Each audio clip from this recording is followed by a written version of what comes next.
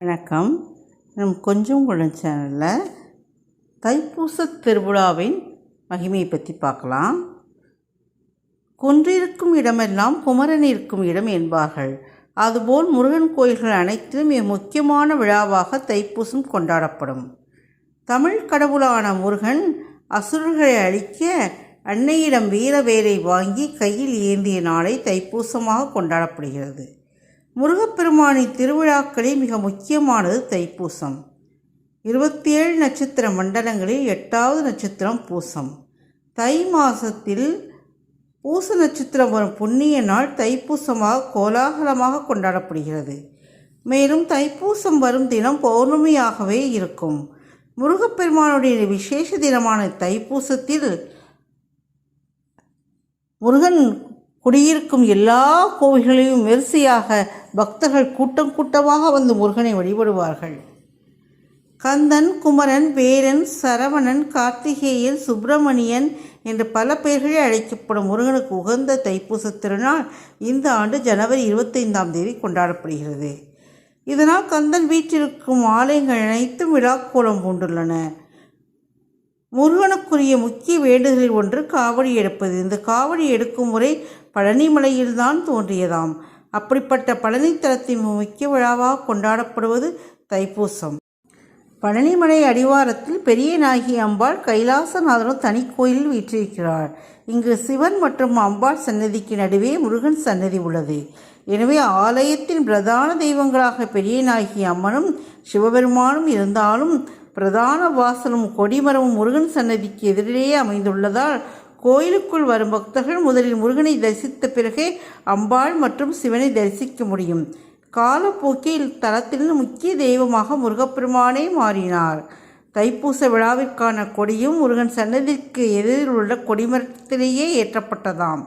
இப்படி சிவனின் அம்சமாகவும் சக்தியின் அம்சமாகவும் முருகப்பெருமானை விளங்குவதால் தைப்பூசம் முருகனுக்குரிய வழிபாட்டு நாளாக மாறியது என்கின்றன புராணங்கள். மேலும் தைப்பூச விழா பெரியநாயகி அம்மன் கோவிலே நடத்தப்பட்டு விழாவின் 7ஆம் நாள் நடக்கும் தேரோட்டமும் இக்கோயிலிருந்தே புறப்பட்டு வீதி உலா வருகிறது. முருகனுக்குரிய தைப்பூசத்தின் வரலாறு என்னவென்றால், தேவர்களுக்கும் அசுரர்களுக்கும் இடையே ஏற்பட்ட போரில் அசுரர்களை அழிக்க முடியாமல் தேவர்கள் திணறினர். எனவே பல்வேறு இன்னல்களை கொடுத்து வந்த அசுரர்களை அழிக்க வேண்டி சிவபெருமானிடம் தேவர்கள் முறையிட்டனர்.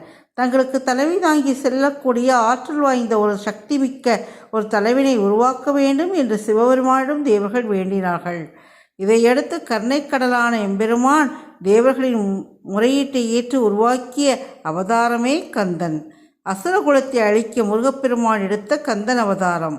சிவனின் நெற்றிக்கண்ணிலிருந்து வெளியான 6 தீப்பொறிகள் 6 அழகான குழந்தைகளாகின. கார்த்திகை பெண்களால் அக்குழந்தைகள் வளர்க்கப்பட்டு பின்னர் 6 முகங்களுடன் அவதரித்தவரே கந்தன் எனப்படும் முருகனாவார். சிவபெருமானின் தேவியான அன்னை பார்வதி தேவியானவள் ஆண்டிக்கோலத்தில் பழனிமலையில் வீற்றிருக்கும் முருகப்பெருமானுக்கு ஞானவேல் வழங்கிய இந்த தைப்பூச நாளில்தான். அப்படி அழிக்கப்பட்ட வேலினை ஆயுதமாக கொண்டே முருகன் அசுரகுலத்தை அழித்து தேவர்களை காப்பாற்றி நிம்மதி அடையச் செய்தார். அதன் காரணமாகவே பழனிமலை தைப்பூச திருவிழா மற்ற முருகன் கோயில்களை காட்டிலும் வெகு சிறப்பாக கொண்டாடப்படுகிறது. அசுரர்களை வதம் செய்து வெற்றி கொண்ட முருகப்பெருமான் பயன்படுத்திய வேலினை வழிபட்டால் தீய சக்திகள் நம்மை தாக்காமல் இருக்கும் என்பது பக்தர்களின் நம்பிக்கை. ஆண்டுதோறும் தைப்பூசத்தை முன்னிட்டு முருக பக்தர்கள் மார்கழி மாத தொடக்கத்தில் துளசி மாலை அணிந்து விரதத்தை தொடங்குவார்கள். சஷ்டி கவசம், சண்முக கவசம், திருப்புகழ் போன்ற பாடல்களை அன்றாடம் பாராயணம் செய்து தைப்பூசத்தன்று பழனி முருகன் கோயில் சிறப்பு வழிபாடு செய்து விரதத்தை முடிப்பார்கள்.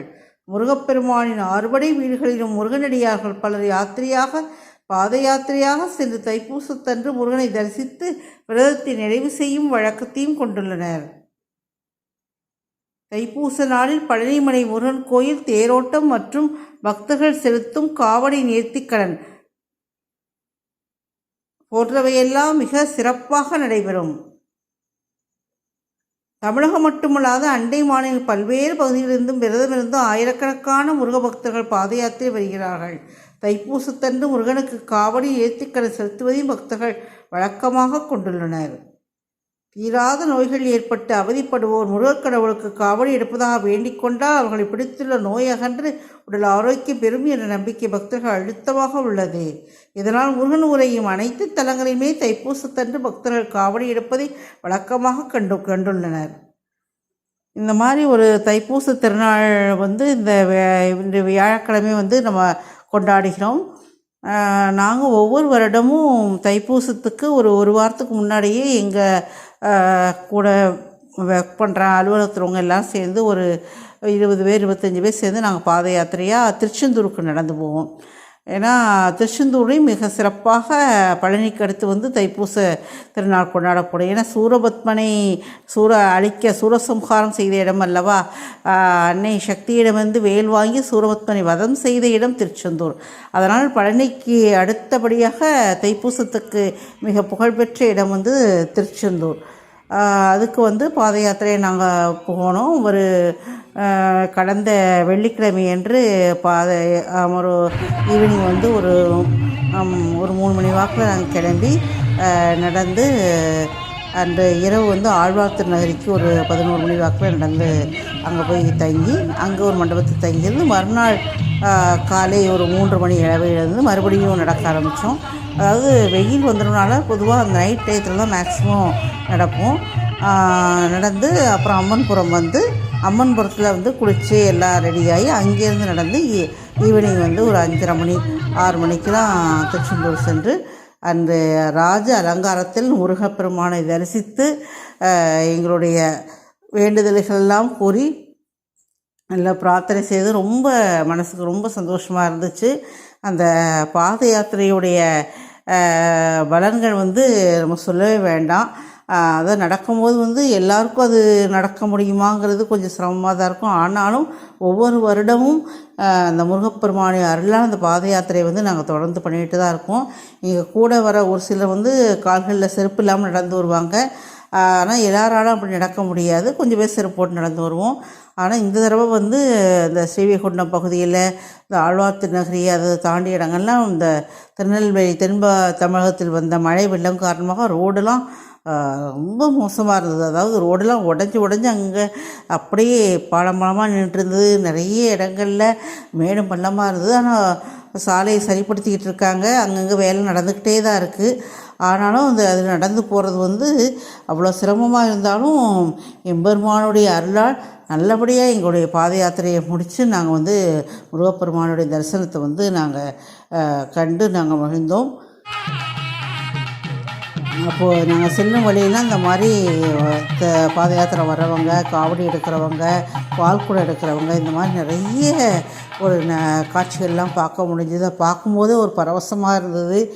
அந்த பறக்கும் காவடின்னு சொல்கிற அந்த காவடியெல்லாம் போனது நாங்கள் பார்த்தோம். அதை பார்க்கும்போது எங்களுக்கு ரொம்ப உடம்பே புல்லரிச்சிச்சு. அந்த மாதிரி அதாவது ஒரு செருப்பு போடாமல் நடந்து வர்றதே எங்களுக்கு பெரிய விஷயமா இருக்கும்போது உடம்பில் அத்தனை கம்பி வச்சு குத்தி எடுத்து அதுக்கப்புறம் நாக்கில் அளவு குத்தி அந்த பறவை காவடியெல்லாம் எடுத்து வரணுன்னா உண்மையிலே முருகப்பெருமானுடைய அருள் இல்லைன்னா அது கண்டிப்பாக நடக்கவே நடக்காது.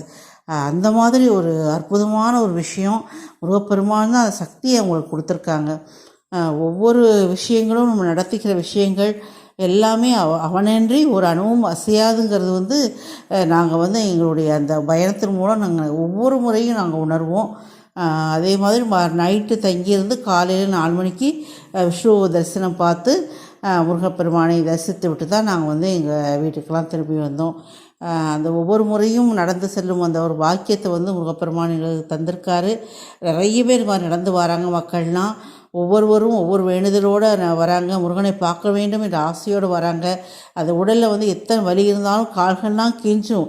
கொஞ்சம் நேரம் உட்காரேன், கொஞ்சம் நேரம் இறை அப்படின்னு சொல்லி கீஞ்சும். ஆனால் கூட முருகா எப்படியாவது நடத்தி கூட்டு போயிருப்பா, நீ எப்படி தவிழ்ந்து கூட்டு போவியோ, எப்படி கூட்டு போயோ, நாங்கள் உருண்டு பிறண்டா நாங்கள் எப்படியோ உன் சன்னதிக்கு வந்துடணும் முருகான்னு சொல்லி வேண்டிகிட்டே தான் நாங்கள் நடந்து போவோம். சில இடங்களில் கொஞ்சம் சாரல் மழை மாதிரி மழை பெஞ்சது. அங்கே கொஞ்சம் ஒதுங்கினா கூட பெரிய அளவில் மழை வரலை. நிறைய கருமேகங்கள் வானிலை இருந்தால் கூட முருகா மழை வந்துடக்கூடாது, நாங்கள் நடந்து போனோப்பா, மழையை நீ நேர கடலை பார்க்க திருப்பி விட்டுரு, இல்லை திருநெல்வேலியை பார்க்க திருப்பி விட்டுரு சொல்லிகிட்டே தான் நாங்கள் நடந்தோம். அந்த மறுநாள் அம்மன்புரத்தில் நடக்கும்போது எங்களுக்கு மழையெல்லாம் ஒன்றுமே இல்லை. ஒரு நல்ல கிளைமேட்டாக தான் இருந்துச்சு. நல்லபடியாக நடந்து அந்த முருகனை போய் தரிசிச்சுட்டு வந்தது வந்து ஒரு மிகப்பெரிய ஒரு பரவச அனுபவமாக இருந்தது. அதை நீங்கள் முருகன் கோயிலில் போகிறவங்கெல்லாம், அந்த பழனிக்கு போகிறவங்களும் நீங்கள் பார்த்துருப்பீங்க. அவ்வளோ பேர் பாத யாத்திரையாக சரசாரையாக போய்கிட்டே இருப்பாங்க. விரதம் இருந்து மாலை போட்டு காவடி எடுத்துகிட்டு இந்த மாதிரி போகிற எவ்வளவோ பக்தர்கள் ஒவ்வொரு ஆண்டுதோறும் போகிறதுனா அவ்வளோ ஒரு அந்த முருகன் வந்து அற்புதங்கள் நிகழ்த்துறதுனால தான் அந்த மாதிரி ஒரு பக்தர்கள் கூட்டம் நாளுக்கு நாள் பெருகிட்டே வருது. அப்பேற்பட்ட ஒரு மகிமை வாய்ந்த ஒரு முக்கியமான திருநாள் தான் இந்த தைப்பூச திருநாள். தைப்பூச திருநாளில் வந்து ஒவ்வொரு முருகனுடைய படை வீடுகள்லையும் சரி, முருகன் குடியிருக்கும் எல்லா இடங்களும் சரி விமரிசையான விழாக்கள்லாம் நடைபெறும். வேலை வணங்குவது வந்து மிக சிறப்பான ஒரு விஷயம். வந்து முருகனுடைய வேல் வந்து எங்கனாலும் நமக்கு பேசும். அது வந்து நம்மை காக்கும் வேல், நமக்கு வெற்றி தரக்கூடிய வெற்றி வேல். அந்த வெற்றிவேல் முருகனுக்கு அரோகராங்கிற கோஷத்தோடு ஒவ்வொரு முருக பக்தர்கள் நடந்து செல்லும்போது அதை கேட்கும், அதை பார்க்கும் நமக்கு வந்து மெய் சிலிர்க்கும். அப்பேற்பட்ட ஒரு அருமையான நாளில், இந்த தைப்பூச திருநாளில் முருகப்பெருமானை உங்கள் இல்லங்களிலும் வழிபட்டு உங்களால் முடிந்த அளவு உங்கள் பக்கத்தில் உள்ள கோயிலுக்கும் சென்று முருகனை வழிபடுங்கள். முருகன் எல்லாவற்றையும் தருவான், முன்னின்று அருள்வான், முன்னேற்றமான வாழ்க்கையை கொடுப்பான். முருகன் இல்லாவிட்டால் ஒவ்வுலகம் ஏதப்பா என்றபடி முருகனுடன் முன்னின்று நம்மை காக்கும். இந்த நாளை தவறவிடாது முருகப்பெருமானை வழிபட்டு நம் வாழ்வில் சகல சௌபாக்கியங்களும் பெறுவோம். இந்த பதிவு உங்களுக்கு பிடிச்சிருந்துன்னா சேனலை மறக்காமல் சப்ஸ்கிரைப் பண்ணுங்கள். கூடவே ஆளுங்கிற பெல் பட்டன் அழுத்துங்க. லைக் பண்ணுங்கள், ஷேர் பண்ணுங்கள், கமெண்ட் பண்ணுங்கள். மீண்டும் பேசலாம். நன்றி, வணக்கம்.